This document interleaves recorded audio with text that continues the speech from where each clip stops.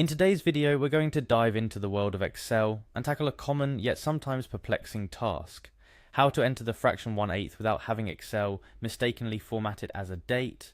This might sound simple, but it's a tiny detail that can make a big difference in data entry and presentation. First up, we need to venture into the realm of Microsoft 365. For those of you who prefer not to install software, you'll be thrilled to know that Microsoft offers a suite of its office tools online, absolutely free. That's right, tools like Word, Excel, and PowerPoint can be accessed right from your browser. So, let's head over to the free Microsoft 365 online page.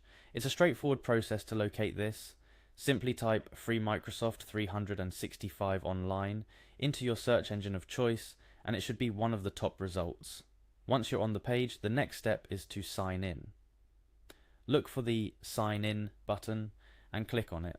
This step is crucial because it lets you access and save your work on the cloud, making it accessible from anywhere, anytime. It's quite handy, especially if you're the type to juggle work between multiple devices. Next up, you're going to be prompted to type in your email address. Make sure to enter the one associated with your Microsoft account. If you don't have one, don't worry. It's easy to create an account on the spot. Once you've entered your email, go ahead and hit the next button to proceed. Now here comes the real deal. We'll use an example Excel file for this demonstration. The beauty of using Microsoft 365 online is that it integrates seamlessly with OneDrive, Microsoft's cloud storage service. This means you can easily access any Excel file you've stored online. If you haven't uploaded the file beforehand, now is a great time to do so by simply dragging and dropping your file into OneDrive. Once you've opened your example file, find yourself a nice empty cell. Here's where the magic happens. Instead of just typing 1/8, you're going to start with a 0 and a space, then 1/8 inches, like this, 0 and 1/8. This little trick prevents Excel from automatically formatting the fraction as a date, which it's notoriously known to do. The space after the 0 is the key here. It signals to Excel that what follows is not intended to be part of a date format. Why does this matter? In the world of data analysis, precision is everything. Misformatted data can lead to inaccuracies in your results, not to mention the frustration and time wasted on troubleshooting. By entering the fraction this way, it remains exactly as you intended, a fraction, not a mysterious date from the past.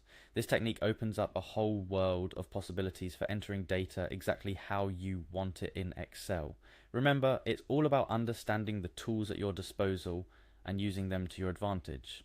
And there you have it, a simple yet effective way to avoid one of Excel's little quirks.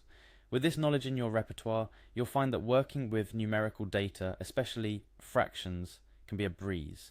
It's little hacks like these that can make your Excel experience smoother and more efficient.